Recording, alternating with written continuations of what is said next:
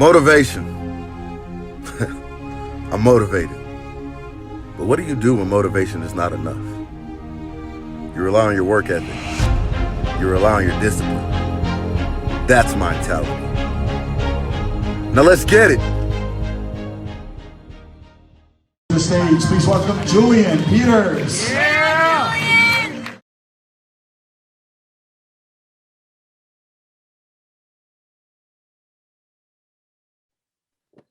What's going on, everybody? This is Julian back with my Mentality Podcast. For those listening, welcome back to my voice. For those watching, how's it going?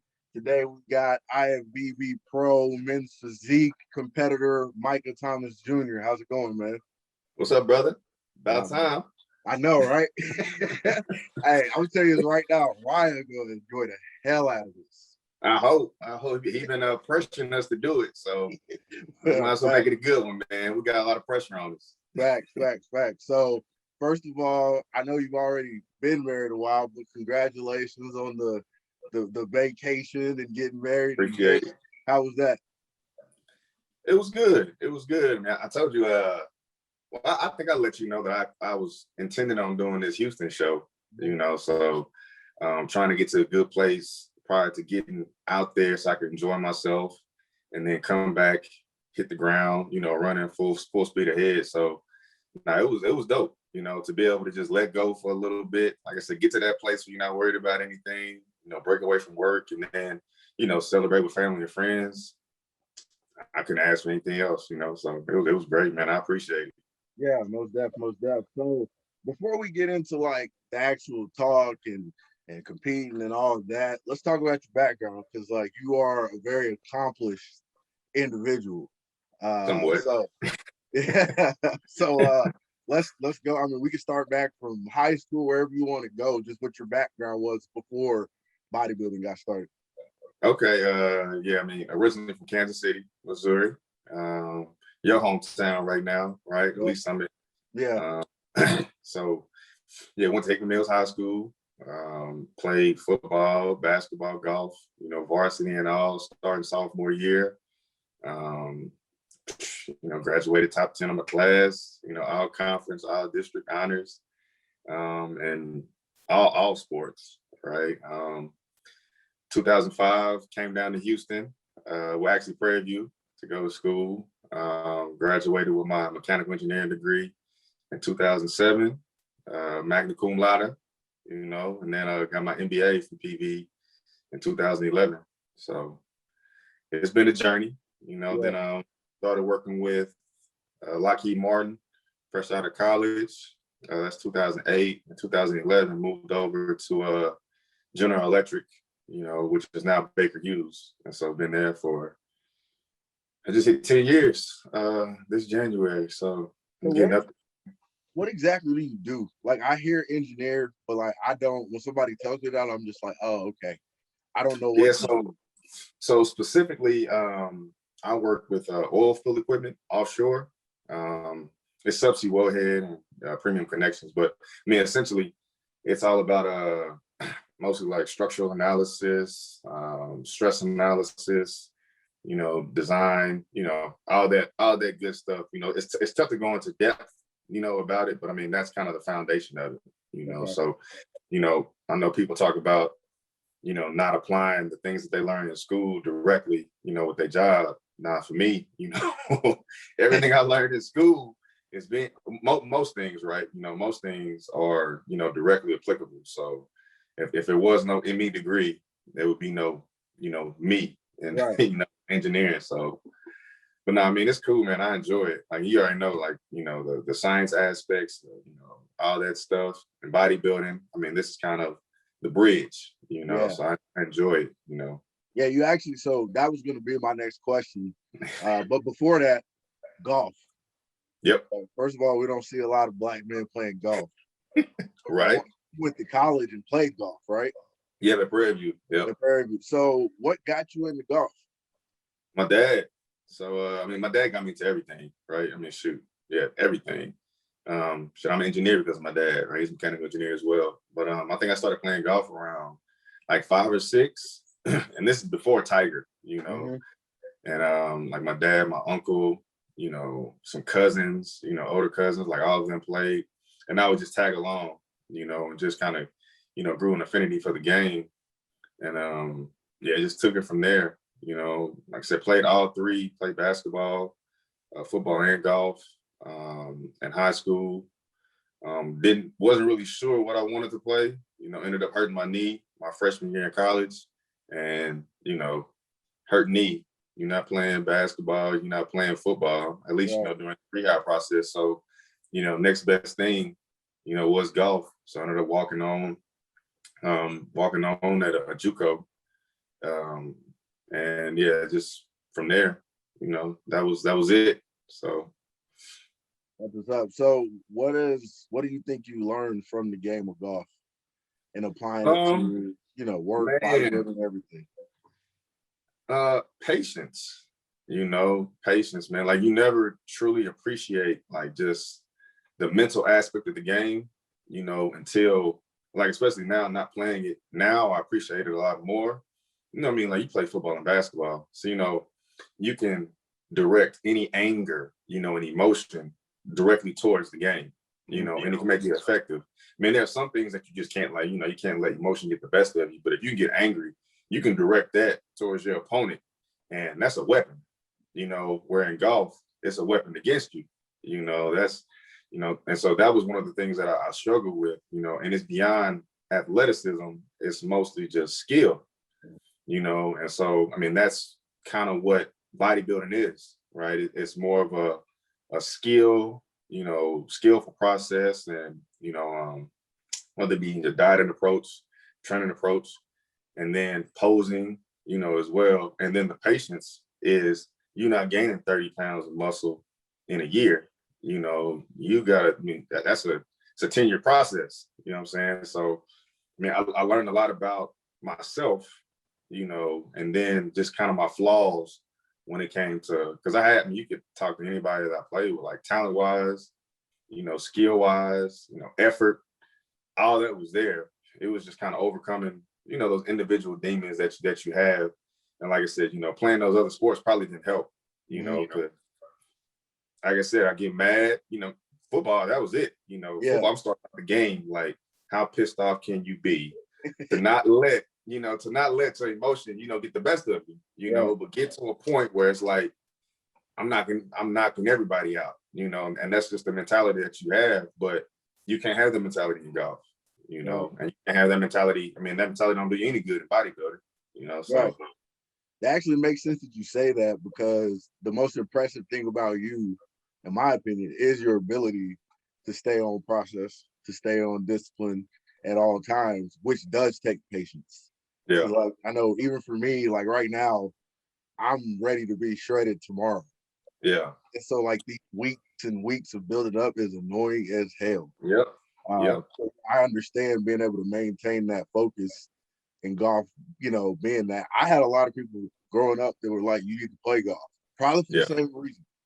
And I had at time in school, I had a business professor that was like, you'll be surprised how many business deals get done on a golf course. On a golf course, yep.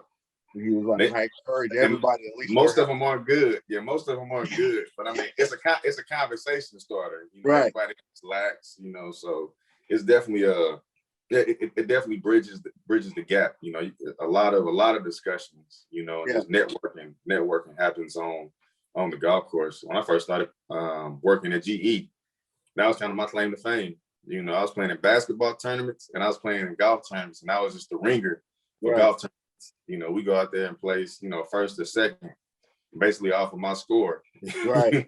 So, and that's how everybody kind of, grew to know and get familiar with you. And then from there, because politics is in everything, right? So it's like a familiar face. So if you're doing your job, you're doing the things you're supposed to do, like, that's going to help you excel a little bit quicker, because people know you, Right. So now it's definitely one of those things that, it's never too late to, it's never too late to start, never too late to, to at least build some type of passion for it. And you will, if you're competitive, you'll definitely get out there like, I can't let this little ball get the best of me. You know what I'm saying? So you'll definitely get to the point where you actually enjoy it. And then you can take that, you can further take that into, like I said, those business deals, just those, casual, engagements, you know, with your peers or whatever. So, For sure, so yeah. for sure. So moving on. So we got school. I want to talk about number one, the HBCU experience. Yes, sir. I tell people this all the time. Like, I've never had a black professor, teacher, nothing. Yeah. And I imagine that my experience would have been a lot better if I was able to see a black male teaching, having that, or, you know, a role model, or even just being more around my people and seeing the excellence within that culture would have helped me a lot faster. I'm there now, but not back then. So what was that experience for you? Man, it was you know, so I had the privilege of going to both, right? You know, so I started off at Missouri State. It was what was the name of it? I forgot what it was before I turned into Missouri State, but it was but I started out there. Then my mom passed, so I went back home to kind of stay with my pops, you know, and just let everything, you know, settle. And then, you know, one of his coworkers had got his degree from, you know, Prairie View or whatever. So then the whole, you know, golf thing, and it was like, hey, you know, I can go to this place, you know, with people like me, that really doesn't have this background, you know, excelling in this sport, and kind of make it your own, you know, and then do so with, you know, people, you know, that actually appreciate it, you know, like just a culture that appreciates it, you know. So, I mean, that's kind of what led me that direction. And when I got there, man, it was a complete culture shock. You know, like I went to, I think my high school was probably like 60-40, you know, black, you know, kind of mixed, you know, kind of mixed or whatever. But you know, that's all black. And then like fully embracing blackness, you know, in every aspect, you know. So to be fully immersed in that, I mean, I learned a lot about, you know, myself, and just grew to appreciate just our culture, you know, even more, you know, because I mean, even being outside of that, and, you know, going to, whether it be a, you know, a mixed, predominantly white school, like some of those stereotypes you begin to feed into, you know, as well, you know, just by, you know, it's proximity, right? You're just there, you hear it, you know, eventually it's kind of brainwashing or whatever.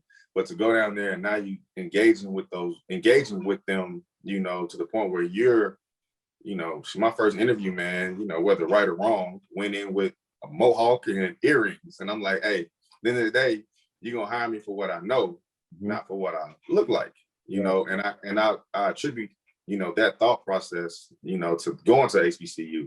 It's like, you know, no matter what you look like and the impression that you may give, you know, even though that's important as well, it's like at the end of the day, you hire me for who I am. Like, you know, that substance matters more than what I look like now. That's where the world is finally getting to, right? But they weren't there at the time. But I mean, that's what I truly gained, you know, from going there, is just, you know, true appreciation of like who you are, and not masking that to fit in with, you know, certain crowds. So yeah, I mean, for anybody that didn't go, you know, I mean, black, you know, it's like, it's an experience. Like most people talk to the parties. I'm like, man, I don't care about the parties and stuff. But, you know, to be an engineer, be around other, you know, black engineers, you know, or tech majors, it's like, you know, you just feel, you know, I mean, what's lacking now? Like, I don't see it now, you know. My job, I don't see any, you know, I see one other black engineer that graduated from PV. She's on my team. Right. But other than that, like, that's it, you know. So, you know, to actually experience that, something that you won't experience in the real world at all, you know, is definitely a bonus, you know. Yeah. So, yo, it's crazy that you say that too, because I'm the complete opposite. My professor, white male, told me I needed to watch how I cut my hair because I might not get a job. Like literally, I remember this conversation. And for like, I want to say the next 5-8 years in between that, I literally was like, I got to be clean cut or they're not going to accept me. That's why, like, I tell people my hair means so much more, because this is basically a big FU to anybody that feel like what I look like on the outside is going to stop anything. Exactly. And like I said, that was my thing, man. And I had, you know, I had other people that kind of believe that same type of, I mean, because it is real, right? You know, your first impression is that visual type of aesthetic, that people gain from you to to break that barrier, let the walls down or whatever. But I'm like, in an interview, we getting into, depth, right? So right then and there, you're going to know who I am, what I know, the type of person that I am. And I'm like, if what you saw is enough to say that I don't want this person, oh, that's totally fine, but I'll be comfortable with that. I'm comfortable with my own skin, and I know what I know, so I mean, I hung my hat on like magna cum laude, pleasant, playing sports. I'm like, it's not too many people that's going to be able to achieve that with, engineering degree. So I'm like, nah, you're not going to take my identity away from me. This thing that I held my hat on for, for since I was created, so I'm going to keep walking with that. And I do that today, and I tell anybody, I'm like, it's not what you look like, it's what you know. So make sure that substance is deep, don't rely on the politics aspect, what you know, or who you know or whatever. I'm like, nah, you make sure that when somebody asks you a question, you can answer it, so yeah. Not sure that's response too. Yeah, I feel that. So let me ask you this, because you mentioned it as far as the look, politics and stuff. Do you think that being physically fit helps you in those type of situations? I do. I do. I think any type of aesthetically pleasing look will, I mean, eyes kind of, navigate that direction, migrate. And then if you, you get a sense of appreciation, or that person kind of appreciates certain things. Like if you're devoted to making yourself look a certain way, maintaining your health, that means, especially now, right? That just means a lot. But of course, we're in a society that sex sells, right? Good looking sells, so yeah, I'll definitely attribute, some of my successes as well, or at least the opportunity. So, once you get the job or get in the door, you still have to do what you need to do. But yeah, first impression, whether you see the mohawk or whatever, now you're like, oh, but this guy is, in shape or whatever, so, I do think that, there is some benefit to, having that look, Yeah, I so. agree. Even the job I have now, when I did the interview with like the head boss, I literally like looked over on his shelf and he had like some Herbalife powder. Yeah. You best believe I brought that up and talked about it and everything. And I really do think that was part of the reason that he liked me. Yeah. But because I could talk about that stuff. He's like, oh, you do this? I'm like, yeah. So yeah, I agree. Yeah, it's definitely a talking point now. Like even now, like, co-workers, they know that I bodybuild. Not even know that I bodybuild, but just see that you're healthy or whatever. Like, it's a conversation starter with them. So whether they feel like they can, whether they're comfortable enough to, start a conversation, any other regard, politics or whatever, like that just gives them a way to segue into, other conversations. So yeah, like I said, between golf, basketball, now bodybuilding, it's just, these are just barriers, right? It just allows people to, to relate, to break down their barriers, just, be able to segue into the more important conversation. For sure. So you mentioned you mentioned coworkers, being around people. Like, what has been the process during the quarantine and during COVID? Because I imagine like you're at home now. Yeah, isolation. Yeah. Isolation. It's I tell people be weary of what you ask for, because I was always like, man, I just want to work from home. Like, and that's the perfect, ideal situation. But it's really the best of both worlds is, right? Like being able to not necessarily come and go as you please, but if you need to get stuff, it's that balance of work and life, right? And so now I feel like work is kind of imposing on my life because you see bedroom right there, right? So as soon as I wake up, office right here, and I'm working, getting pinged throughout the night, all kinds of other stuff. And so I'm definitely putting in, more hours. And it's a hard work, you want to achieve what you want to achieve. So it's like, I'm never taking myself off the clock. I'm gonna keep pushing. And so, that 30-minute drive to work, that 30-minute drive back just gave me time to like isolate, right? So get ready, go to work. Once you leave, you done. You get home, it's all about everything in the house. Now it's like, I need to find a way, and I'm doing better now after I came back from the wedding, just trying to break the two, stay on schedule, prioritize a little bit better.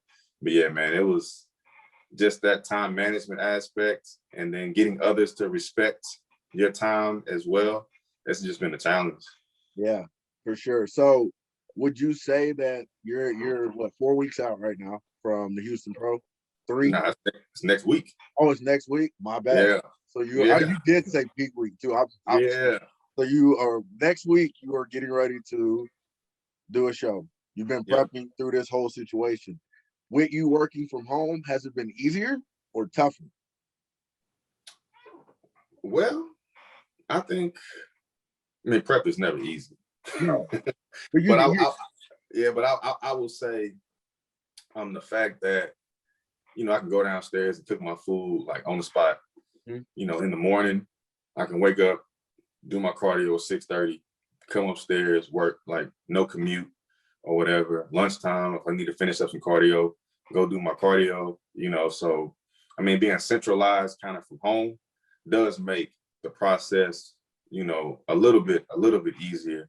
But at the same time, it could, like, if you aren't disciplined, hey man, the snacks are right downstairs too, So it does have some difficulties, just because you close to everything that you really don't need. At work, I'm not, at work schedule, every 2.5 hours, eating. I'm still on that same schedule, but every time, I sit there, go see snacks, my wife was eating all the other stuff, so it just adds another level of complexity. But overall, it has been a more convenient, process. Like even doing Chicago last year, just being able to do everything, from home and not having the pressure of like the night before, it's been a long day.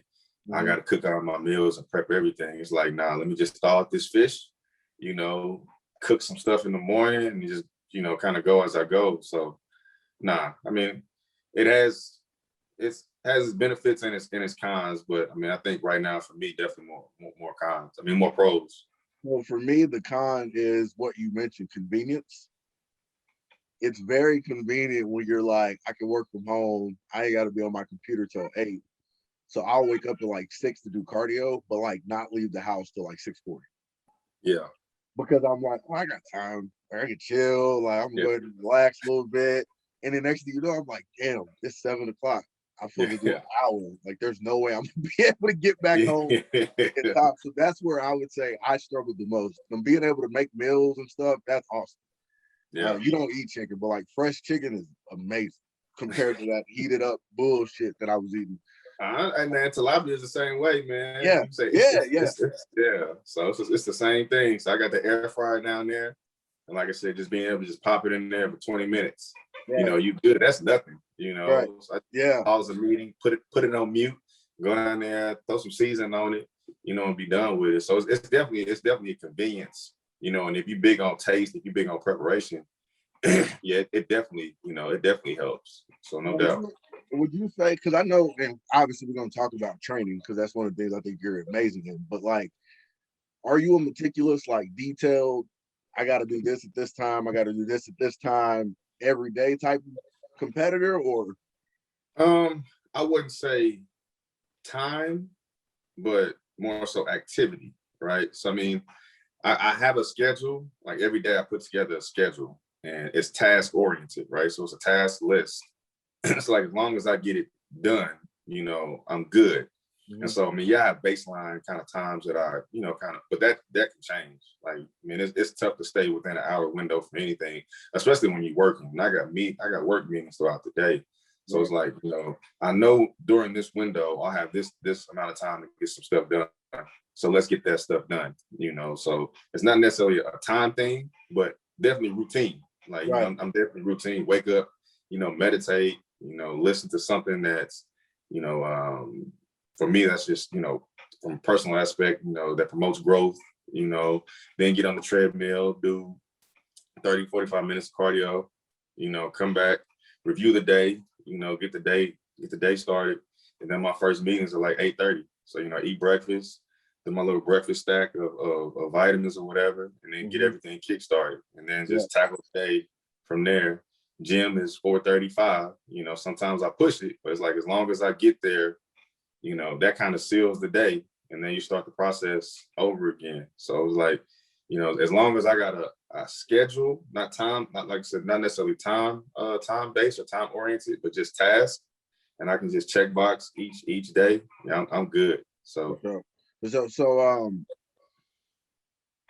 of forgot what I was about to ask, but I'm gonna try to word this in the right way. So when you talk about like your time, you're also your husband and a father. Yep. So where does that, like, is that part of the, I got an hour window, but I know that it might not go this way? Yeah, I mean, a lot of it, I mean, everything is priority, right? And I don't think any one thing, and I was just thinking this before we started chatting. It was like, I don't think one thing deserves all of your time. You know, I think it's good to have your own, you know, personal goals. And then, I mean, to kind of disperse yourself, like give the world the best of yourself, right? So, I mean, of course you're going to have work, you know, of course you're going to have, you know, family. Family includes wife, you know, son.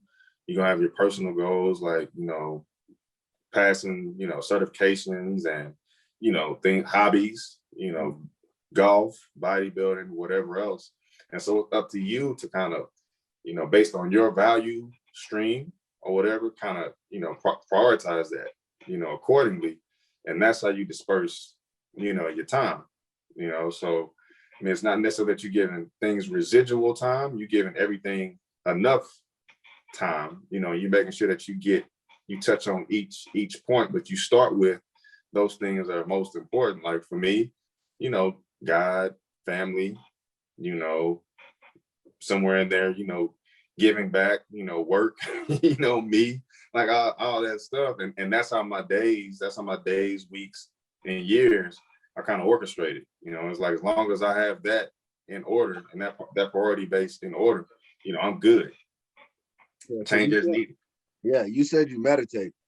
Yeah. So is that like just reading word, or is that actually like, you know, meditating? Like, what are you? You don't have to be like too exact. I don't want to give away your secrets, but like, no, I mean, you know, first things first is listening to. I got like a word of the day or whatever, and listen to that, and then from there, you know, kind of digest that, and then review the day.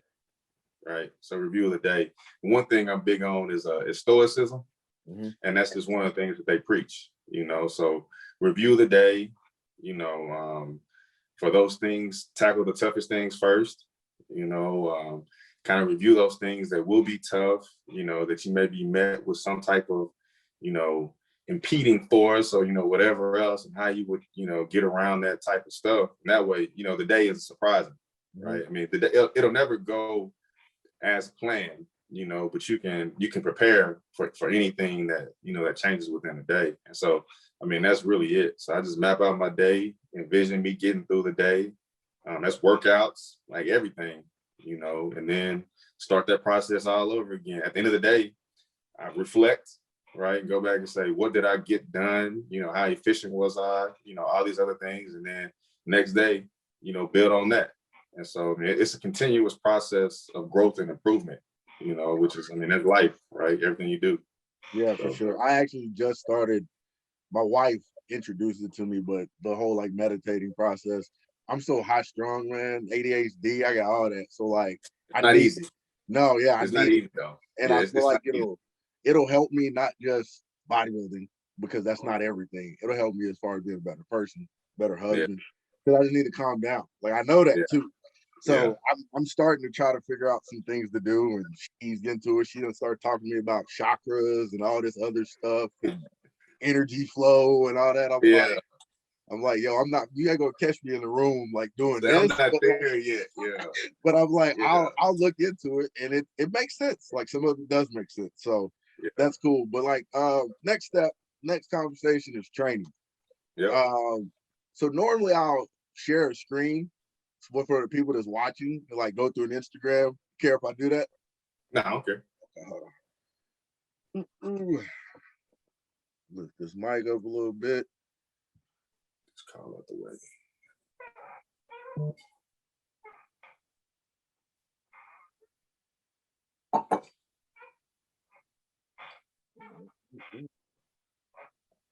So one of the things that's most impressive about Micah, in my opinion, is his transformation. So I'm gonna go ahead and share my screen. Can you see that? Yep. All right. This first video right here, bro, y'all, man, you look like an action figure right now, man. That's That's what crazy. we're working. That's what we're trying to get to, man. Yeah, that's crazy. I think it was Spoon or Antoine Witherspoon's IFBB Pro that said, like, you have no imbalance or weakness now. Yeah, I mean, I don't know. Like, I see things, whether they be imposing or, just in my physique that I can definitely, bring up. But yeah, shoot, talking to him, he definitely gives me a a boost of confidence, man. Because he knows exactly what they're looking for. And he got to the biggest stage. But I'm scrolling down because I want y'all to see what Micah looked like, about a year ago? Let's see. Chicago, that was the last one, right? Yeah, you gotta scroll up a little bit. Scroll up, I'm tripping. Yeah, I think I passed it. Right there. Right here. So all right, so this was Chicago Pro last year.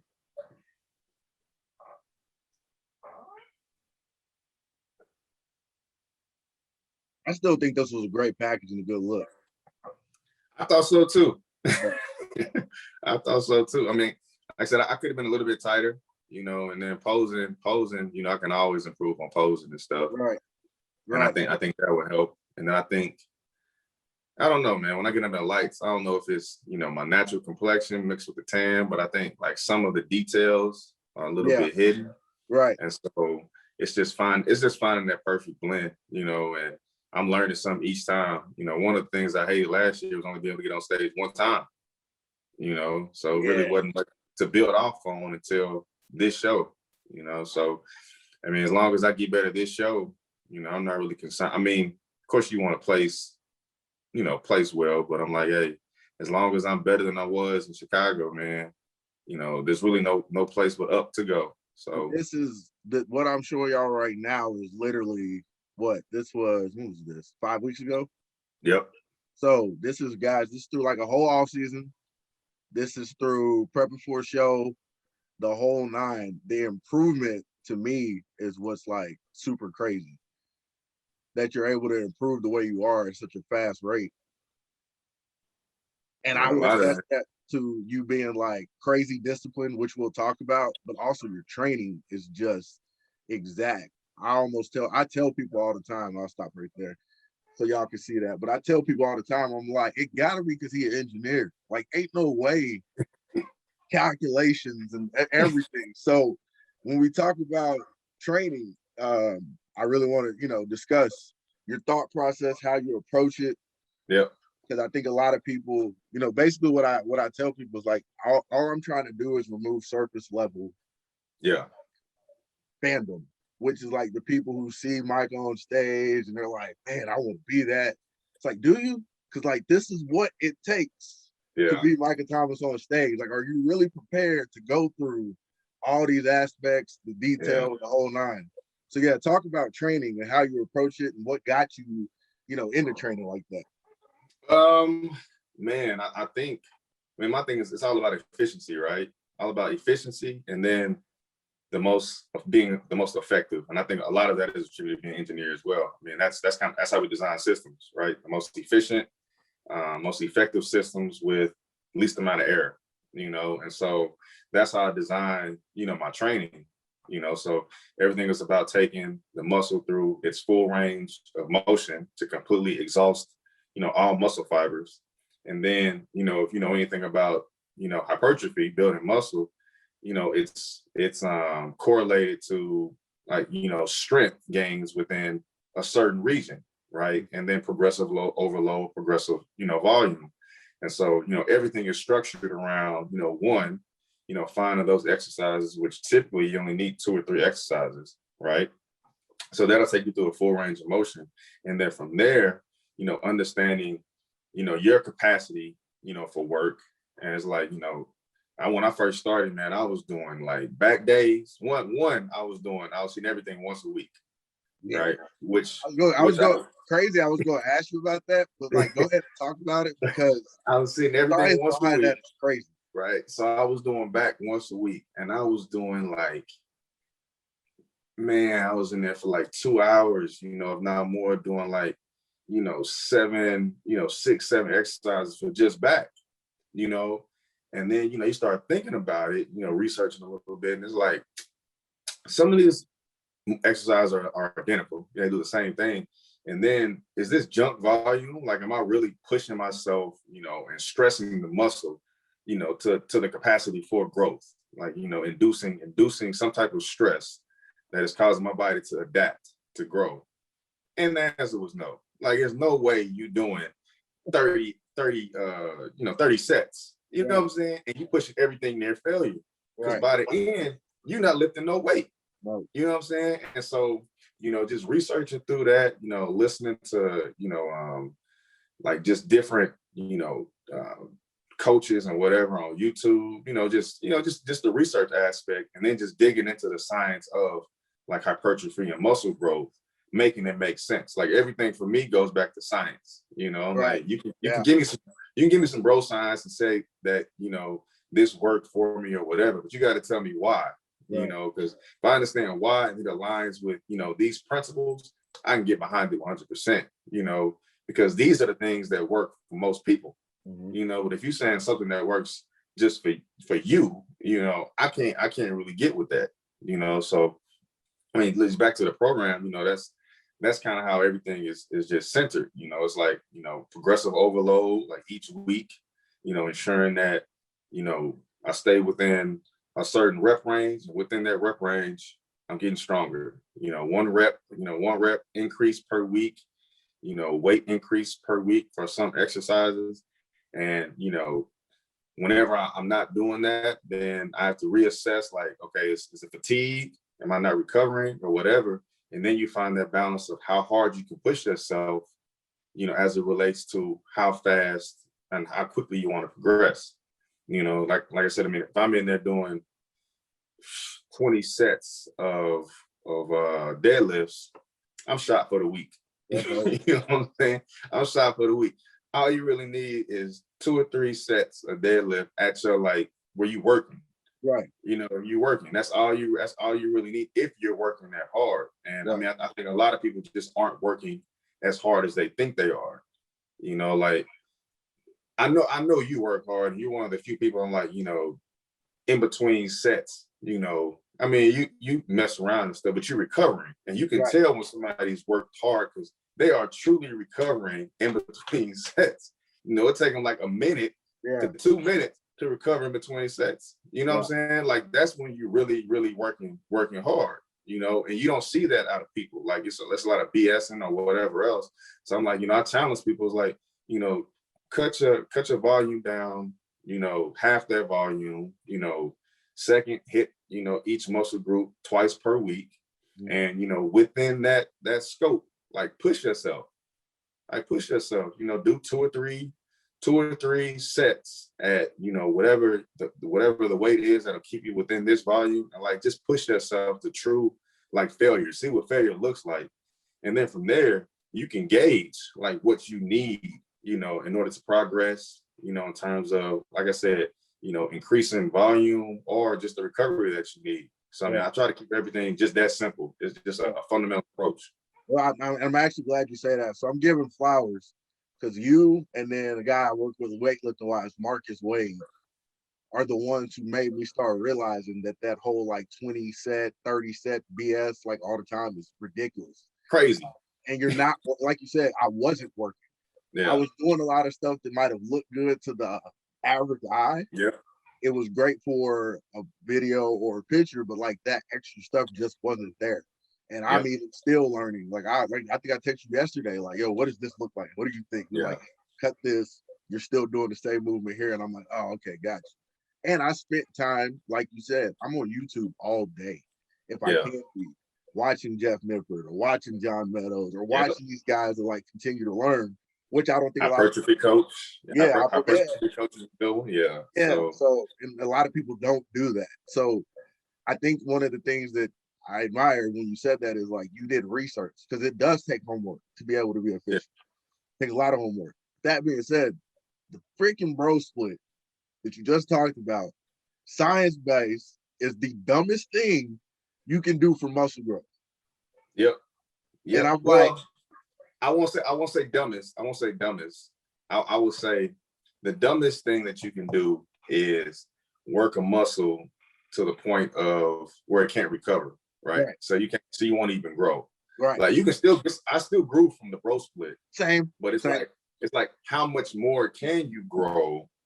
And then when you talk about junk volume, right? So if I'm doing, we'll say 8 sets, which was typical when I was doing the bro split. Right. So now I take 4 of those exercises and put them on my second day, right? So now those last 4 exercises that I was doing, I'm pushing those to the max now, right? Because those are my primary focus, right? And so and then I mean, and that's all good volume, not junk volume, right? So this is all directly correlating to whatever muscle growth. And the thing is that I mean, as long as you're recovering, I mean, you can do that. You can hit some muscle groups 3-4 times a week. You know, if you're trying to bring. I would say like your bigger muscle groups, obviously 2 times a week. If you can hit them 3, you Superman. Like chest, back, but at least 2 times a week. But yeah, like in my opinion, like arms, stuff like that, you can really hit that stuff 3-4 times a week. Yeah. I mean, and then if you look at the science behind even arms, right? Arms is ancillary. So I mean, anytime you do basically any back work where you're pulling, you working arms. So do you really need to work your arms? You see people with muscle imbalances where they got big arms and whatever else. A lot of that is because that's form. Yeah. Right. And I guess, and that's another thing when we talk about building programs as well.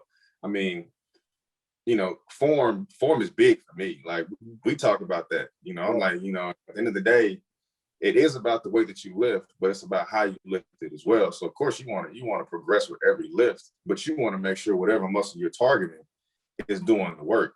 So you see people doing, you know, benches and they're like, and I'm like, man, you're not doing anything, right? Because I mean, you're definitely not taking it through the range of motion. Because I mean, look at your shoulder, right? You know, or like, you know, rolls and stuff where they're using, you know, momentum in their hips and stuff and erectors to do rolls instead of, you know, the traps and, you know, rhomboids and you know, and the target muscle. So it's just stuff like that when you start paying attention to it. And I attribute like that to Ryan and Spoon, like just, you know, training with them as well. Like, you know, those days when you lower the weight and it's like, move the weight like you're about to pose, you know, stuff like that. And you actually feel like those muscles engaged. Now it's like, okay, now I know what I'm looking for, you know? And so like, you know, if people did that research, you know, that and had that in-depth understanding, man, their training would go through the roof, you know, but instead, is watching the, you know, the IG, you know, people and reading these magazines where they're telling you they're doing 8 exercises, you know, 4 sets, 10 to 15 reps, you know. And, you know, we can dissect that and say that doesn't make any sense. But for the average gym goer, and not even for the average gym, for a lot of people, like 85-90% is not willing to do that research, they're going to do the same thing. So people ask like, how did you get to this point? I'm like, shoot, man, you know, it was breaking down the analytics, you know, breaking down the science of it, figure out what worked, you know, best for me. And then when I'm in there, like working, and you didn't see the strength gains over the years. I stopped doing deadlifts. I was like, man, these shits hurt, you know, but it's like, what if I can attribute anything to, you know, my back development over the last 2 years, it was definitely doing deadlifts. Right. You know, so it's like, you know, doing those meat and potatoes type lifts. I mean, that's what's going to take you to the next level. And once you get your physique to that point where, you know, you don't need it, then you can kind of dial back and just do some things that target specific, you know, areas and don't, you know, tax, you know, your nervous system as much as exercise like that. But to get there, oh hell, you got to do it. You know, ain't no shortcuts. Ain't no shortcut. So yeah, I think I want people that are listening, watch whatever. I'm not gonna say any names, but just because they're a pro, don't mean they're doing it right. At all. And I know like a lot of people see some people doing things. They're like, I'm gonna go in the gym and do that. First of all, you're not that person. Second, you're probably gonna hurt yourself. Trying to do the mess that they're doing is just and I don't honestly, I really don't think it's efficient. And I would really like to go to the gym with those guys when there's no camera. And I can almost guarantee they're not doing that same thing. Yep. All for camera, for it to be seen, the hardcore, he's lifting all this weight. I can almost guarantee they're not in the gym doing that. Yep. I guarantee the same. I guarantee the same. And then, you know, people don't just, you know, like I said, I would say 90 to 95% of things work for everybody, right?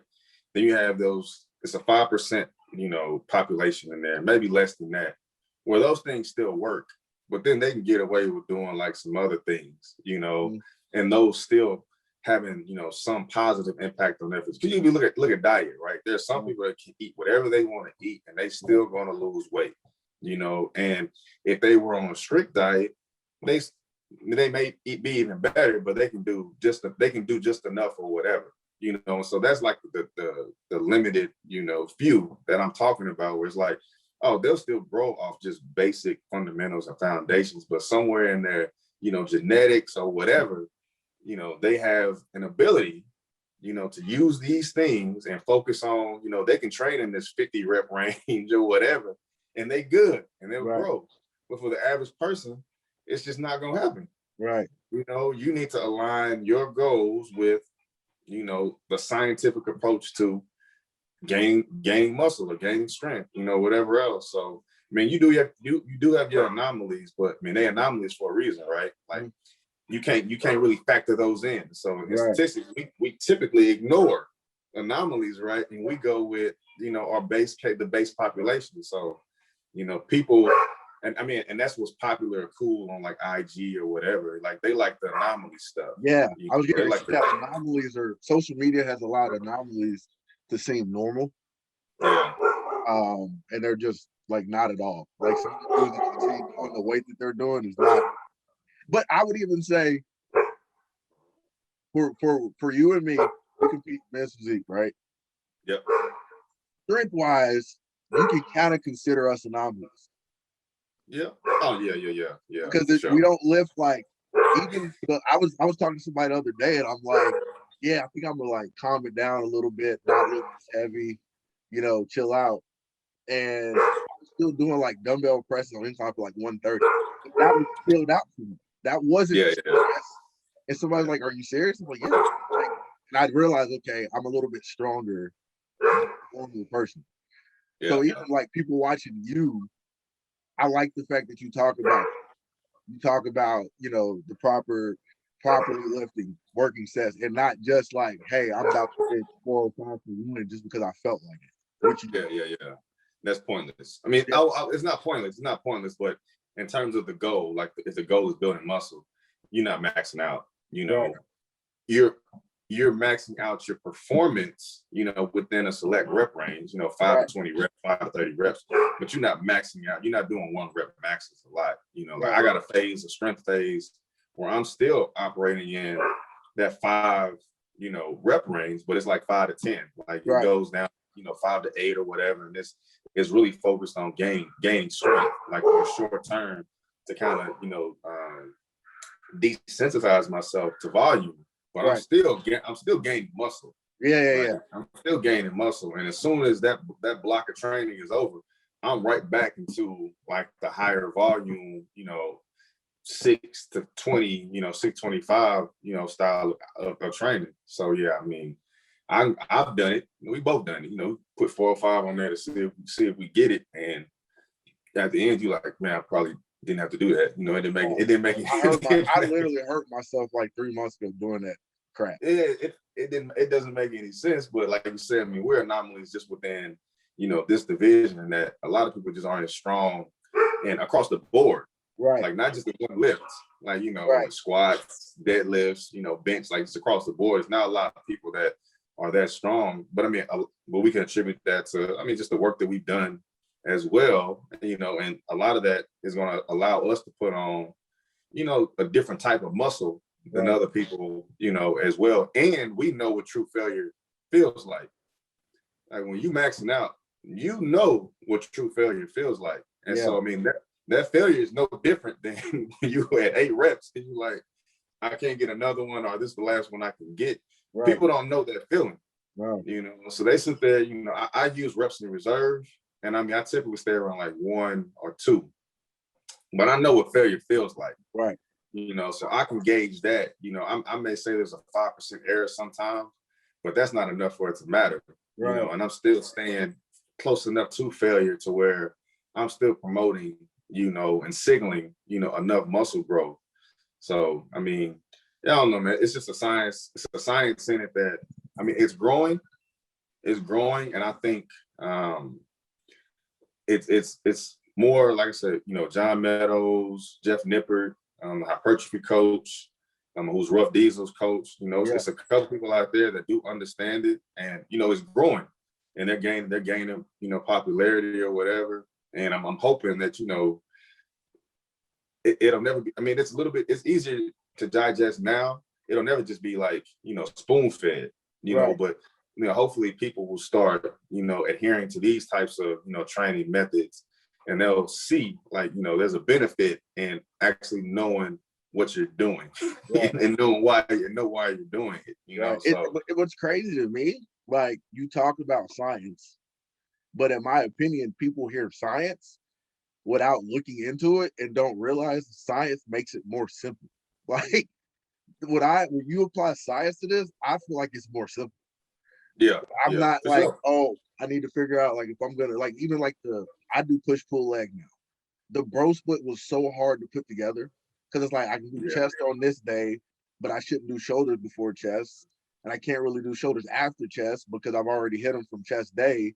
Like, that made me overthink way too much instead of just being like push pull leg, muscle growth every 2 days. I'm good to go. Yep.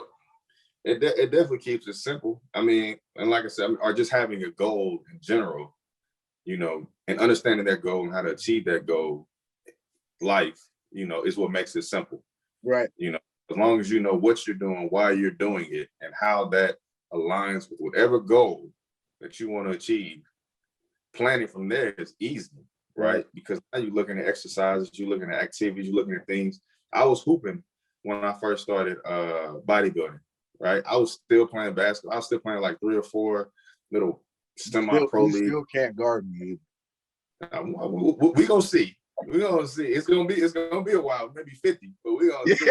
Right. But I'm playing in all these leagues, and I'm playing the whole game. Right. So we talking about like 30, 35-minute games 4 times. I'm not eating enough calories to even keep muscle to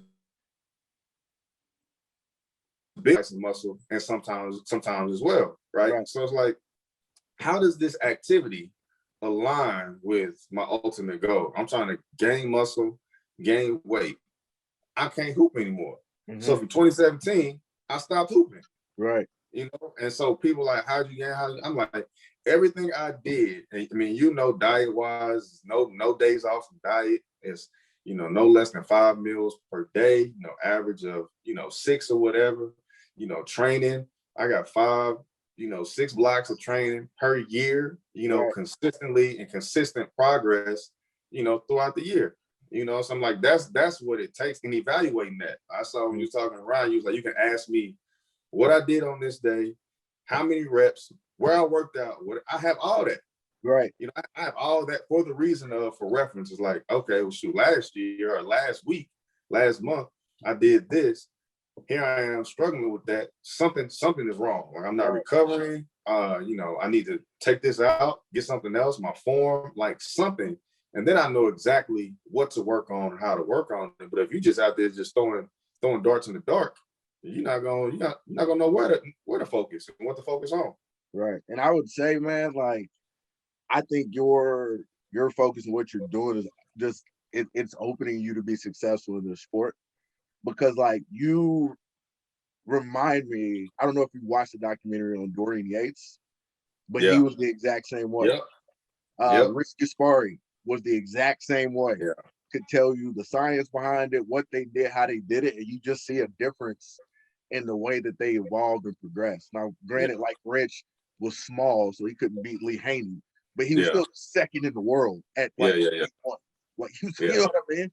So yeah, I would say, even like, if for the people watching or listening, like if you go to Micah's Instagram, that's even consistent. I can literally know that, like, this is chess day 1. Yeah. So I know in like 3 days I'm going to see delts/chess part 2. Like, I know that. So yeah, man, it's crazy that you're able to do that. It's something that I admire and like aspire to do myself. I appreciate it, man. And yeah, Dorian was a good one too. Like, you know, like I said, there's a few, and I mean, I got the whole, even, you know, talking about recovery, you know, from like Dorian as well, because he didn't do, you know, he pushed himself within that workout, right? And pushed himself within that workout, and he's taking, you know, every 3 days off. But in that workout, he's pushing himself to the max, you know, and that's what it takes. And as long as you're doing that, that's the perfect example of finding the right volume for you to grow, and matching that work with recovery, you know, proper intensity with recovery, and, you know, optimizing that for, you know, the end result. And so, I mean, that's how everybody won't be able to work out like Dorian. Everybody won't be able to work out like you or me, like everyone. And that's why I don't say I get pissed off, but, you know, it's frustrating sometimes when people ask those questions, like, I want to look like you. What do you do? What do you do? You know, somebody asked me that today. Like, what do you do? And I'm like, man, there's so many variables that you don't appreciate in that. Like, you don't appreciate, you know, the consistency. You don't appreciate, you know, just being diligent in your workouts, you know, in your diet, in your recovery. All this stuff matters. And if you're not willing to go that extra mile, then you're not going to see that type of growth. So don't do what's best for me. Do what's best for you. And, you know, and for your goals, you know. And so, you know, that's what you try to preach, but nobody wants to hear that, man. They want to hear what gear you taking, you know, give me your diet, give me your workout plan, like, give me this, and I'll be able to achieve the same thing that you achieve. I'm like, nah, because we ain't got the same fire. You know, I mean, that's what separates, you know, them from those, you know, over there, is that fire and that willingness to do, you know, whatever it takes, you know, to achieve. I think that also is a lack of ego. A lot of people don't talk about that, but you have, like, we can be cocky, we can be confident, but you have to remove your ego to be able to analyze that, like, number one, my chest needs to be bigger, so I need to hit it the right way. Am I hitting it the right way? No, I'm not. Let me go back to the drawing board. Like, that's like a lack of ego, and a lot of people don't want to do that either. Good point. Or even in removing the ego and saying that, I mean, like you said, I need to get better, and I can learn from this person. So, you know, putting that aside, saying, I don't know everything. Let me learn from this person. That's, I'm like, you can learn something from anybody. You can learn what not to do. You can learn what to do. You can learn something. Hey, so don't close yourself off. You know, but nah, that's definitely a good point. It's like, you know, you need to be able to remove yourself, you know, evaluate, you know, yourself, not even just bodybuilding and life, you know, just from this objective point of view, and say, what do I need to work on? What will make me better? You know, and that's a daily process. Like, you know, how did I fail today? You know, it's not calling you a failure. No. You know, but the only way that you're going to improve certain things, you know, and get better as a person, get better as a, you know, in your job, get better at your hobbies, or whatever, dad, you know, mom, husband, wife, you know, is to continuously look at those things to where you're deficient and get better. So we want to be stellar in those things that we're good at. But you also want to bring up some of those things that you're not, you know, and so that should be the focus of everybody, you know, and everything that you do. We tie it to bodybuilding, but I mean, that's just a life and growth aspect just in general. You know what I'm saying? I think you wrote a status the other day that was talking about basically separating the person who was able to receive criticism. And I agree, because like, I used to be, hell, I still am. I'm working on it. I mean, I can be an extremely defensive person and quick to rebuttal. Like, I'm quick to rebuttal without thinking. But even like, like I said, I'll come to you all the time and text you and be like, yo, what you think about this? How you feel about this? And you straight up with me like, bro, that's junk volume. Like, why the hell are you doing? Look, take this and out. vice versa, right? And vice versa. Like, I mean, you got a niche for a lot of things. I mean, for posing or whatever. And it's like you got a niche for it. And what I appreciate even about like our back and forth is, you know what kind of poser that I am, right? And even though we're not the same type of poser, you can break my stuff down, assess it, and say, looks good, don't look good, take this out, whatever else. But that's the feedback. If you want to grow, feedback is a critical process for growing, right? And not just from yourself, from other people, because they're gonna give you the most objective feedback and most critical, like, that you need. So you have to appreciate that process and be willing to ask for it, and learn from it. Be receptive to it. And it's not easy. It's not easy at all. Like, especially in competitive sports, right? But I mean, man, somebody better than you, it's the reason why they're better than you, and you can work all day, but understanding what separates this person from you and the rest of the world is the only thing that's going to bridge that gap. And until you have that understanding, you throwing darts in the dark.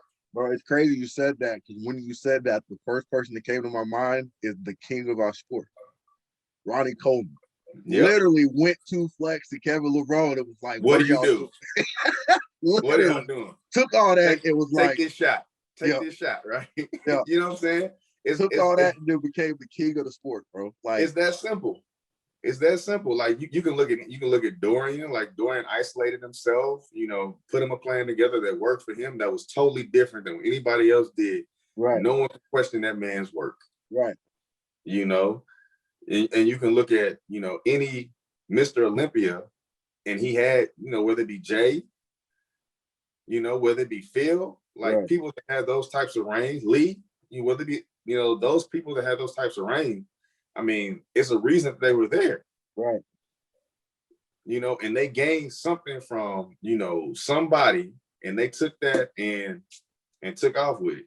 Right. So I mean, you got to be receptive and willing, to get that feedback, and don't take growth and getting better personal, but never the feedback personal. Right. Every day is like I'm gonna kick my own ass. You know what I'm saying? I'm gonna be better than the person I was yesterday. That's your competition.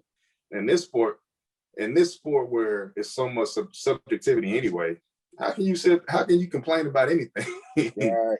unless, and I've seen some cases where it's just like, I don't know how you shouldn't even have been. Few and far between. But I mean, it's a subjective sport. Right.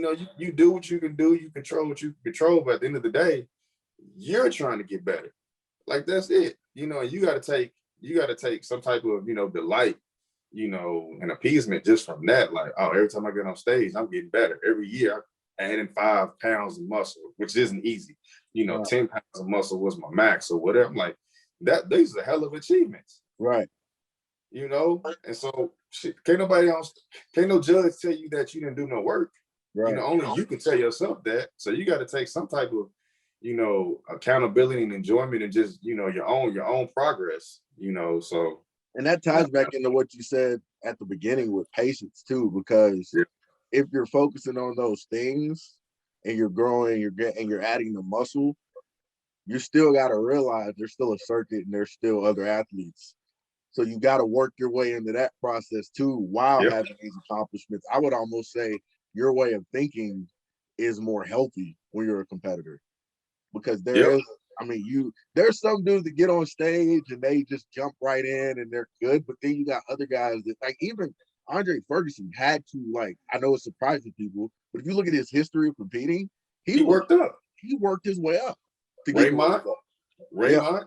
Like, I mean, there are very few people that just came in and were instant successes, right? In anything, right? I mean, you're not gonna do that. Like, that's an anomaly, right? Right. The chances are you're gonna have to work and build your way up. You call it politics, whatever you want to call it. I don't care, but I mean, that's politics is life as well. Mm-hmm. Familiar faces. Like, who do you go to in the store? You don't go to the stranger, you go to the familiar face. Right. Like, that's just what it is. In life, who are you smiling at? Like, who are you most engaging with? The familiar face. So call it what you want, blame it on what you want. But at the end of the day, in this sport here, you know, you got to find a way to keep yourself motivated, you know, and to keep progressing. And like you said, dropping that ego, being willing to learn, you know, take that feedback and critique, like even from judges or just from outsiders that are meant to help you. And then taking that and building on that and devising a strategy and plan. We talked about that. Like when I was like, man, my back is weak. I'm about to get that thing, you know, I'm about to build it up. And did it though. Like, and did it. Like literally. Did it. Yeah. And did it, you know. So I'm like, you know, that's the process. Where am I weak at? How do I get better at it?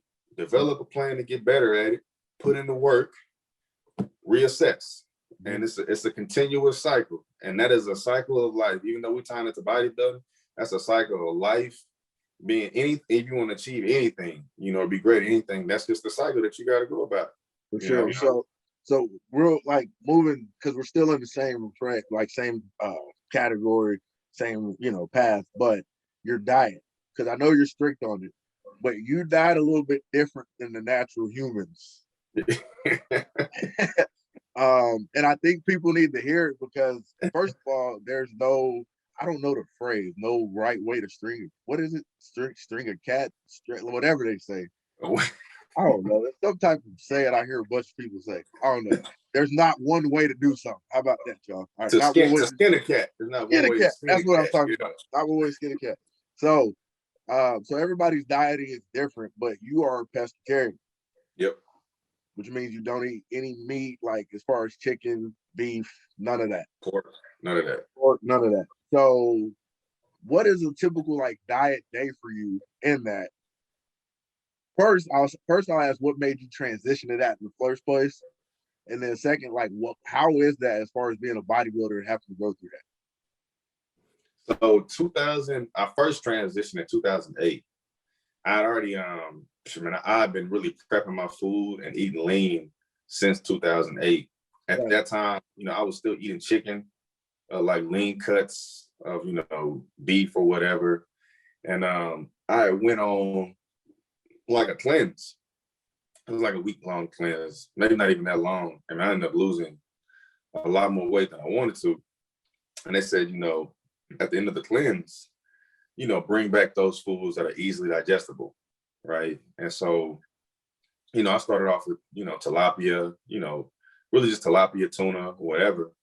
Time I was still hooping, you know, still working out. And I was like, well, you know, I'll monitor my energy, you know, while eating, you know, focusing my protein intake on this and just see kind of where that takes me. And like 1 week or 1 day grew into a week grew into 2 weeks. And now here we are 13 years later, you know, and I stuck with it. And a lot of it was, you know, going out, you know, I'm not really big on eating out, but it's a way to kind of organically kind of keep your diet clean. Right. Because nobody really, at that time, it wasn't a health conscious, you know, state that we were in, you know. So if I go out and I'm asking for like, hey, can I get, you know, this whatever fish they have on with like some vegetables, and they making that on the side for me. So they taking that out of another plate and putting that on some broccoli and rice, right, you know, for me. So I'm getting like special orders, you know, right, whatever. So, you know, it was just a way for me to just naturally, you know, organically just keep my diet clean without having to worry about, you know, the stresses of finding something to eat or just the pressure in it as well. Because I'm like, all right, well, I'm going to just remove this completely and hold myself accountable, like to adhering to that. And I just, you know, kept it going. And then in terms of bodybuilding, I mean, food is food, you know, like, you know, my chicken is tilapia. We'll say my red meat is salmon, you know. And so, you know, Ryan sent me a plan, or, you know, when I was doing my own plans, he just converting stuff. So he say chicken, I'm like, all right, well, 6 ounces chicken, 6 ounces tilapia, you know, whatever else. So it's not bad. You know, it's right, the same. Carbs stay the same. Protein sources, you know, switch up a little bit, and, you know, whatever, you know, micronutrients or whatever that you get from one that you don't get from the other, you got to bridge the gap, right? So multivitamin, you know, creatine supplement, like just certain things, you know, that you'll have to, you know, reinforce just within your diets, in your diet with certain supplements that you aren't getting supplemented by, your actual protein source or whatever. So, I mean, it's not for the weak of heart, of course, you know what I'm saying? Because taking chicken out wasn't easy. Chicken, just like tilapia, right? You can cook chicken in, 10, 15 minutes, 20 minutes to be good. Right.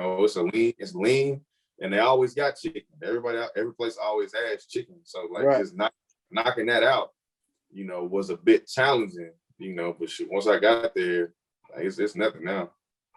For sure. So you don't eat anything but that, like not even on special occasions. Nah. So I mean, my special is like a special fish. Yeah. So is it Yeah. only tilapia in prep, or do you do like cod and other stuff? Or Now I've tried cod, but I mean tilapia is just, holds flavor better, easier to cook.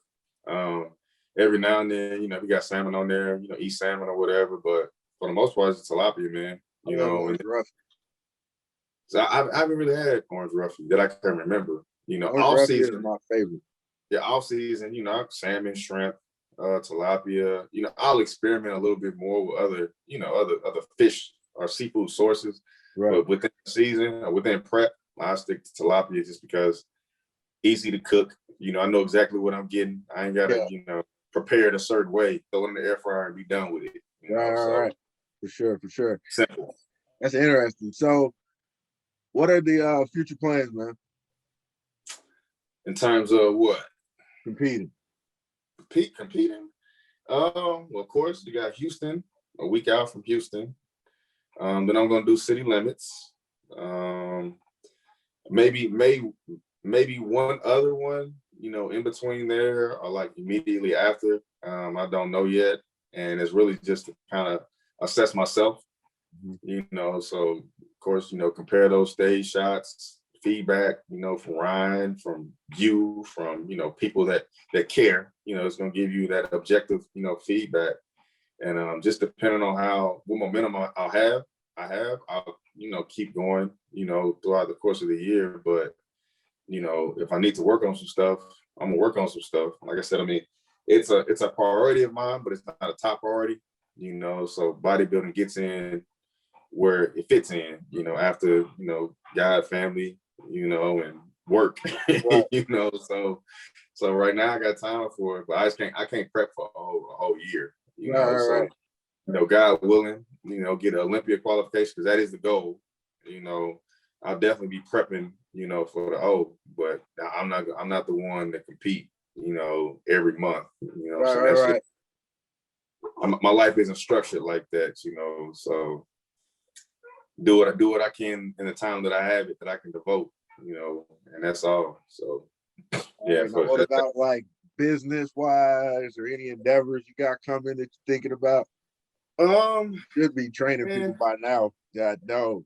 And I want to, man. Like, I took a couple of stints at competition preps. Maybe that's not my thing, because I have a high expectation for people, and I guess that's just tied to me. That's my personality, and so it just doesn't blend well, unless you get like serious, athletes, which is tough to get by, because they know where to go. They're going for like proven coaches. Training, I definitely wouldn't mind like putting ebook or something like that just together. Just to say, for you. I don't know why. I'm serious. I think I might have an opportunity for you. Yeah, I kind of want to do that just because I always wanted to just write publish a book, publish something like that. And then I feel like I have good information, that I can put down for for people that want to, adhere to, or hear, my success, adhere to my style of training, my style of, evaluation and structuring a program or whatever. I definitely wouldn't mind doing it, just to say that, just to do it. Yeah. Because I did start one. I ain't gonna lie, I started one maybe 7-8 years ago before I even started bodybuilding.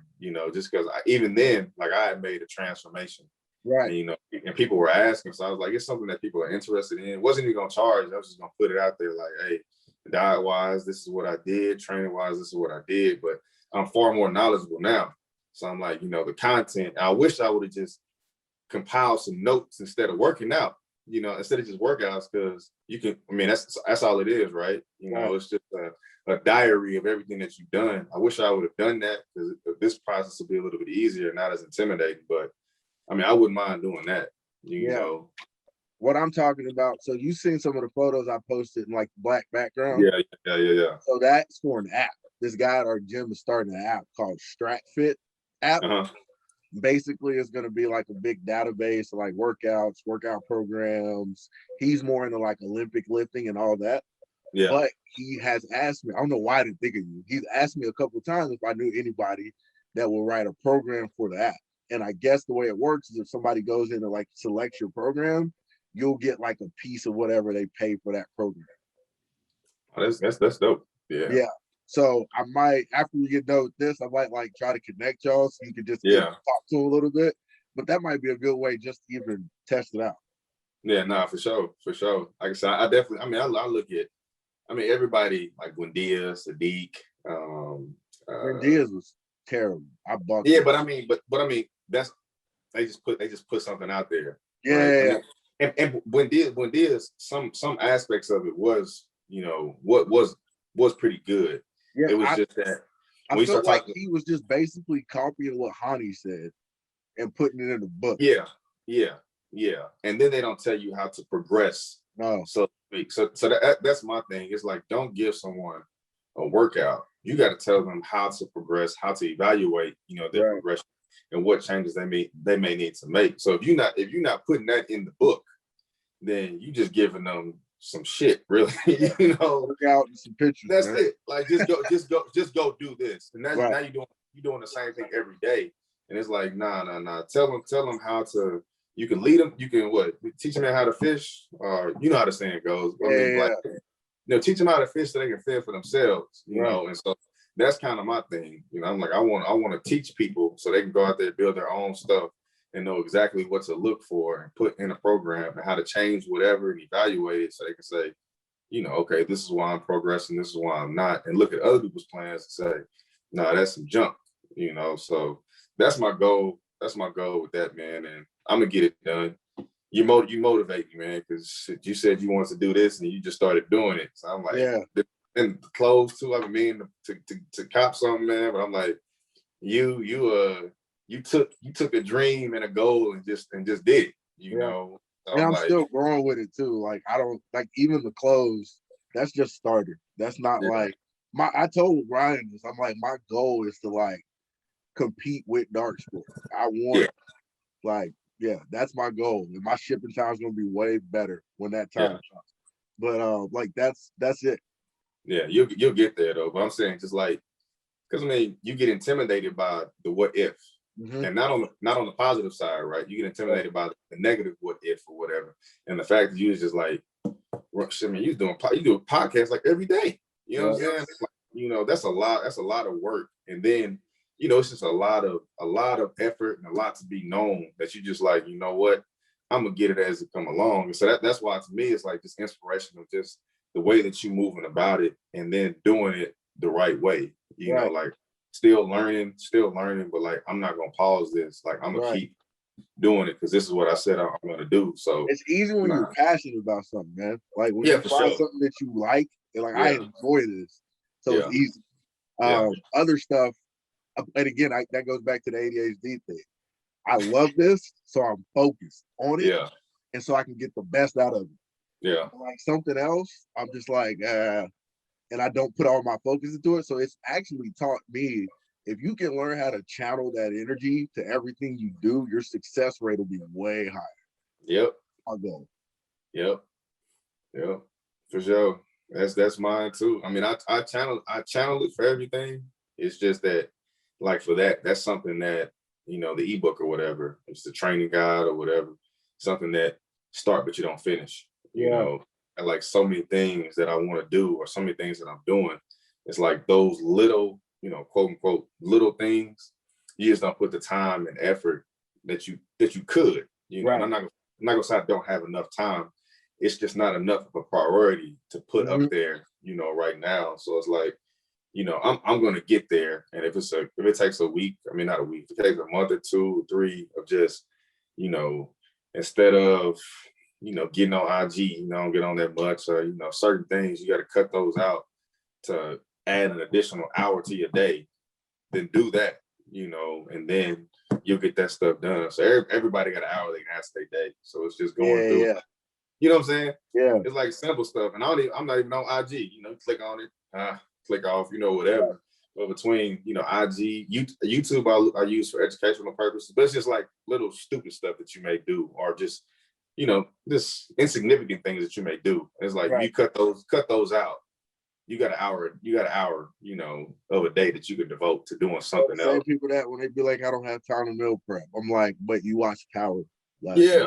Oh, you got time. Yeah, that's that, and that's why I said I'm not gonna sit there and say I don't have time. I got time. You know what I'm saying? I definitely got time. Shit, I got driving to the grocery store. I can record myself talking, through some ideas, and then put those on wax.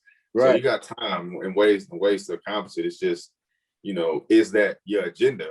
At that moment, and it's just it hasn't been. So, like I said, you motivate me, man. So I'm gonna get it done. Yeah, I can't wait. I'm gonna buy it for sure, for sure. But yeah, man. So that's really it, man. We've been talking for a minute. I don't want to hold you up too more. I know it's an off day for you, so you get to enjoy a little good weather. Shit, hit the gym. Yeah, I'm doing that too. It's my foot. I switched it. I'm not doing push pull legs. Yeah. I'm doing pull push legs. Okay, that's what I do. That's what I do. So I start on Monday. So today is my second push day. I'm here.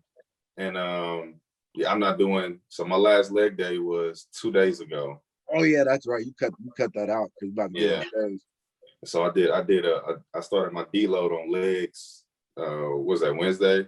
And today is my last like real workout. I forgot. I wanted to ask you a question or talk about something. I forgot. Yeah. So we've had this discussion about lifting and progressing to be like what judges want, or taking and progressing to the visual that you want. Because I know you're wanting to grow past this, like you're looking at classic one day. Yep. So what like your approach is, no matter what, I'm just trying to continue to grow, progress, and get better. Yep. Right. So, I mean, I have my vision. I've always had it, like even beyond competing. It's like you have your vision of what you want to do with your physique. And I mean, I think this is how the sport should kind of go anyway, right? It's like, until you compete in that category, until you can't compete in that category anymore, and you eventually evolve your physique, beyond that. And so that's what I'm kind of looking for. It's like, build I'm not gonna say I don't have a complete physique right now, but in terms of what I want and where I want to go with it, I don't, so, mine, I mean, you take judges' feedback and criticism or whatever, and put that where you can, compartmentalize that if you have to. But at the end of the day, mine is all about evolving my physique to what I envision, so we'll see. That may keep me in men's physique. You know what I'm saying? Right. You never know, because they get bigger. You know what I'm saying? They are, and they keep saying they're not. I'm like, what? Bro, see my thing. Yeah, and my thing right now, shoot. I mean, I was 215, 216 this morning. Oh wow!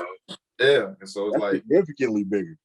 So it's like, how much more, And last year when I did like my DEX or whatever, I think muscle mass was like 202 or something like that. So it's like, how much bigger can you get to where it just doesn't look good, aesthetically pleasing? Like I could bring my legs up, but it's like how much more, and and in that, if like I said, I still fit better within physique than classic. Man, I'll get classic at runs. I love the poses. I love the artistry, of classic, but I'm gonna go at the end of the day where I feel I can be most successful and present the best package, But when it comes to what I want for myself, it's just a complete physique. Yeah. So I've never had any desire to be in classic. And people look at me like I'm crazy. I came into this with men's physique. So like when I first started lifting, Mark Anthony won the first O. I got Facebook posts talking about, I don't know who Mark Anthony is, but that when dead dude next to him is crazy. Like he gonna win next year. Like I got posts about that. So I came in there. I do like classic. I do like the posing. I do think that is the vision that's probably going to grow and take over everything just because.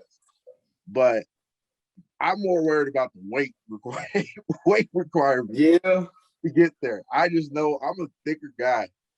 And like, I think my weight is like 191 or something like that. Not on the pro level though. No, not on pro. I'm talking about for amateur. I'm not talking about pro level. Yeah, even mine is like 220, and that's what I'm saying. Like, I'm close. You know what I'm saying? It's like if that's my 5 pounds, you know what I'm saying, and it doesn't give me that look to where it's like you can truly be, competitive or whatever. Then I'm gonna go where my physique suits me the best. In order to be competitive, and for overall look, I'm definitely going for what I, want to achieve, because that's what's keeping me pushing, in the sport anyway. You know what I'm saying? For sure. But no, I definitely get it. Yeah, because we had that seminar, and Sandy came and talked to us, and she was talking about like all the different poses for different divisions, and men's physique came up, and she was talking about Brandon and why he won or whatever, and then a couple people. What'd she say? So I think Brandon was just more complete from as far as if I remember this right, it was really close, but they felt like Brandon had less weakness front to back. I can agree with that. So like it was close, but they were just like, if you look at front and back, it was less weakness for Brandon. I agree. Yeah, I do too. Yeah, I think Brandon should have won. Brandon was on. Yeah, I do too. The only person that I think beats Brandon head-to-head to me is Dre, but Dre has never come to an Olympia on point. Yeah, he wasn't on. I've been watching it, and I think they may have gifted. What was this place? Like 6 or something like that. 6. Yeah, I mean, it was. I was looking at that top 15, and I'm like, it was some hunters. It was some hunters in that top 15. You know what I'm saying? So I agree, 100%. But but one of the things she said was something about like they're not necessarily looking for the bubbly muscle in the men's physique division. And I was like, she said it, and I remember going, and I like raised my hand, and I was like, okay, so you said y'all not looking for bubble muscle. I said, but Kyra got 3rd. And I literally said, he's bubbly as hell. And everybody started laughing.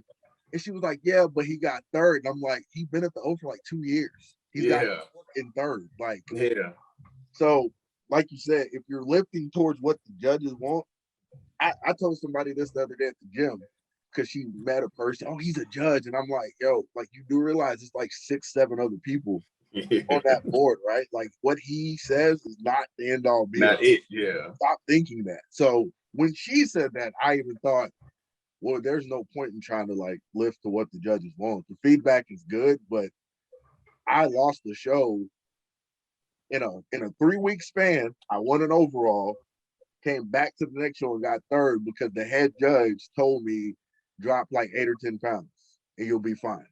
And I did that. And it's streamed. I turned into stream. Yeah. You know my story too. So I got 4th out of 5th. And then 3 weeks later, got my pro card in North Americans. Yeah. So it's like you just never know. Yeah, when people say that, I like when you said that when we were talking, I really like that, because it's like that makes the most sense. You can't. Yeah. Don't get me wrong. If you want to be competitive and win, yes, the judges' feedback is important as far as progressing. But like, not every judge feels the same. I think people got to realize that. Like, it is not the same. There's 8 people on that board. Not all of them feel the same. That's why you hardly ever see just perfect score wins anymore. It shows. So I will say that they are consistent. Like, most times there's a consistent theme. Like, there's a consistent look with like 1 through 5, right? So I mean, but in terms of what to specifically shoot for, I think you just need to shoot for a specific, for your best physique. I think Raymond's a perfect example. Like, Raymond's like, I got to be big. I'm tall. I got to be big. He looks bigger than everybody out there. And he still is able to do well in the division. And he's not even 220. He weighed less than me on stage. That's crazy. Yeah. So, I mean, a lot of your package as well, and just like your individual package. Like, how does that align, with what they're looking for, And if it is good, then you can stay there. I mean, he stayed there. Like, he didn't really make any improvements. Brandon made a lot of improvements. Yes. Like, Brandon's back came up and his front came up. Yes. Chest came up as well. So, I mean, I think he earned that. Like, least amount of weakness is damn right. You know? And conditioning like, was on even his, too. I'm not even the biggest fan of Brandon. I am of his physique. So I leave it like neutral as far as looking at it. But even like I said, to me, it's only one person that, like, if they're both on, could compete with Brandon. Yeah. And that's Dre. Yeah. Brandon has everything. Yeah, and for sure. At first, he was too big, in my opinion. But it was really just because his arms were so big. And he kind of like got everything to match that. He brought everything up. Yeah, there's nothing else after that you can really go. You just have to go with the fact. It would almost remind me of like a Ronnie versus Flex type situation where Dre just genetically has the look that can beat anybody. Yep. He's got to hit it. He got the small waist and like that front pose. I don't know why he does any other pose because he's not really a good poser. But like if you don't just stand there and just present yourself and like if you and be on and it's money. Like he done it. Yeah. You know, but he just hasn't nailed it yet. Nah, he definitely, like I said, this last one when I was looking at them pictures, I was like, I know it looks different when you're there. Mm-hmm. I'm like, you can see a distinct difference between like him, and that's why he kept getting pushed further and further back. You know, in a lot of them dudes, man. So I was like, they kind of. I think people was talking about them gifting Buendia like 5th or whatever he got. His last show they gifted him. I was like, nah, they definitely. You know, they definitely showed some love to Dre. I mean, and that he worked his ass off, so you can't really knock him for that. But I'm like I said, they had some headhunters up there that could have easily kept pushing them, you know, further down. So I was even surprised when Potman showed up. I'm like, yo, hold on. And he was conditioning. He was conditioning shit. Yeah. So I was like I said, top 15, man. It was them boys was on. Yeah. You know, and even some beyond that, but those are the ones that just kind of stand out. But yeah, I mean, he has it, you know, like you said, genetics, like you said, that's the perfect comparison. You know, you look at Ronnie and Flex. I'm like, should Flex come in on point all day, you know, unless Ronnie come in on point. And then you know, it's tough. Right. You know, but yeah. I mean, we'll see. Hopefully I'm there to, you know, see. No, if you get to the Olympia, I'm going. Hey, let's do it. Yeah, that I'll guarantee. You get to the Olympia, I'm flying out. I told people I'm not going as a spectator. Like, my first time going as a competitor. So I feel that. I can't do that though because I gotta go support the home. So I hear you. But maybe I'll do that for the Arnold. I won't go to the Arnold until I get there. Yeah. But yeah, man. Hey, man, I appreciate you doing this, man. I think this was a great conversation for anybody that's wanting to learn about training.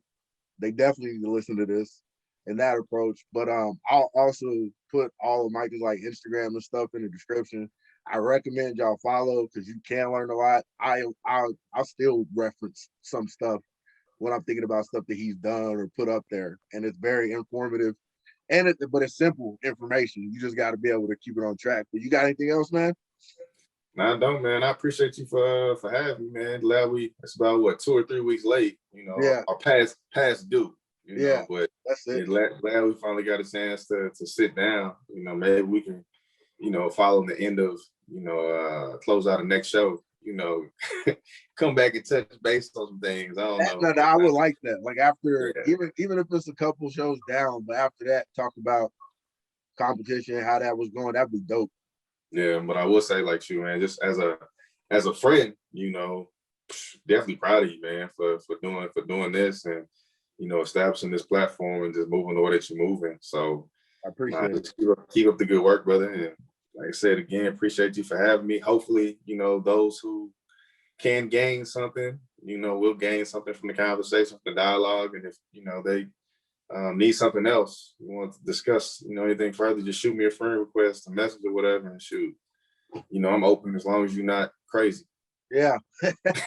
For sure. Insider. Yeah. But all right, y'all have a good one. We appreciate you for coming.